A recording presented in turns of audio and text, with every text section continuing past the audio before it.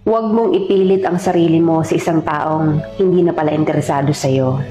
Alagaan mo rin ang sarili mo, idol.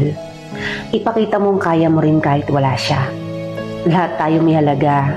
Bakit mo pa sasayangin ng oras sa taong hindi nakikita ang halaga mo? Ito ang tatandaan nyo.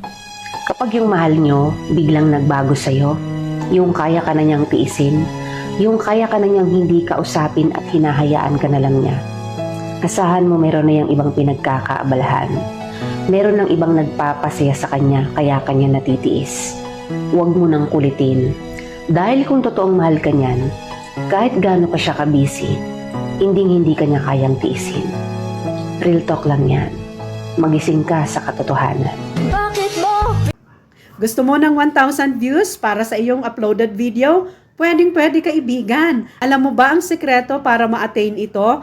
Nako, makinig kang maigi kaibigan. Ngayon ay pinasimple ni Lolo TikTok ang kanyang eksplanasyon kung paano tayo magkakaroon ng 300 views o 1,000 views o mas higit pa para sa ating mga uploaded videos. Kaya pakinggan mong maigi. Para makawala tayo sa 300 views, kailangan nating magkaroon ng 50 points. At para ma-attain natin ang 1,000 views, nako, kailangan natin ang 100 points. Pero ano nga ba ang sekreto para ma-attain natin ito? Kung tutuusin, noon pa na sinisigaw ng maraming mga content creators ang sekreto.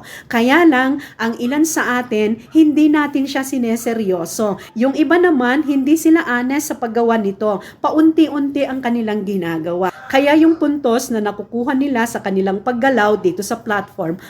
If you skip me, someone you love will die very soon. 2 people have already passed, but you won't be the third. If you're still here, it's because there's something important for you to hear. Today I have a revelation for you, but first, show me that you love me. Click the red plus above my photo. Thank you for that.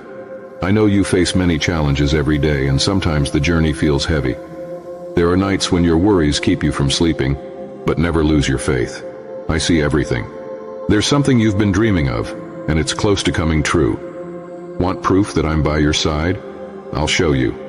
I'll reveal 2 people who love you deeply and you don't even know it. Follow these steps. Press the green share button, then click the WhatsApp button. The first person who appears is a woman. Am I right? If so, type Amen in the comments. The second person who loves you unconditionally is me. If you accept my love, save this video. Totoo pala talaga, kapag lumapit ka sa Diyos at ipinagkatiwala mo sa Kanya ang lahat ng pinagdadaanan mo, mapapansin mo na unti-unting mawawala ang takot at mga problema mo. Hindi mo kailangang mag-isa sa lahat ng mga sakuna at pagsubok. Ang Diyos ang magbibigay sa iyo ng lakas at gabay para malampasan ang lahat ng mga panganib. Kapag Siya ang kasama mo, siguradong may proteksyon ka at hindi ka pababayaan.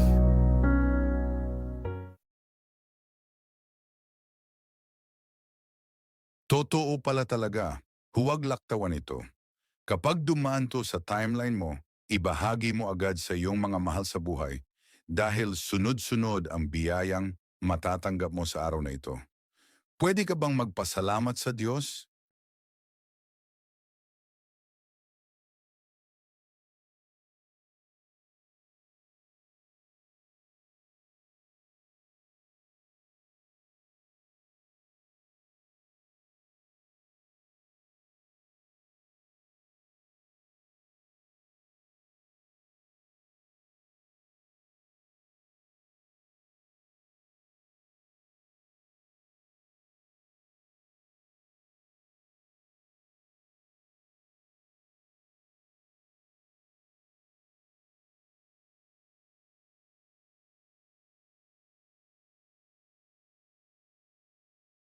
Panginoon, wala pong saysay ang aking buhay kung wala ka.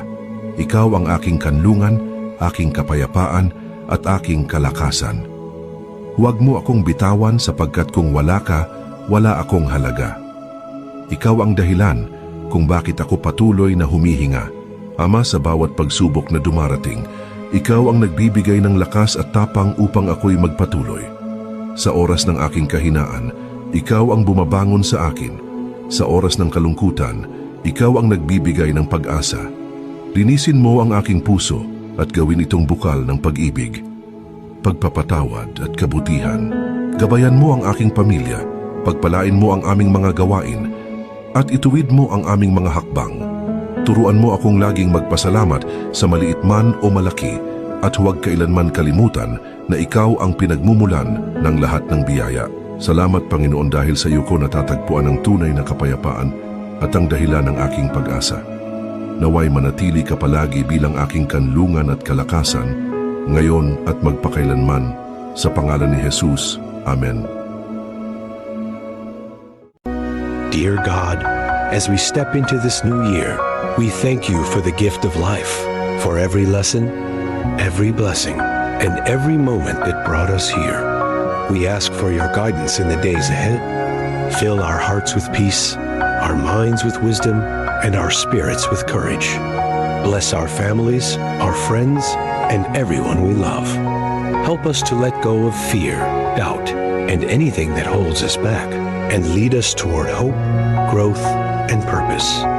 May this new year bring healing, joy, abundance, and new beginnings. We place this year in your hands, trusting your plan. Amen.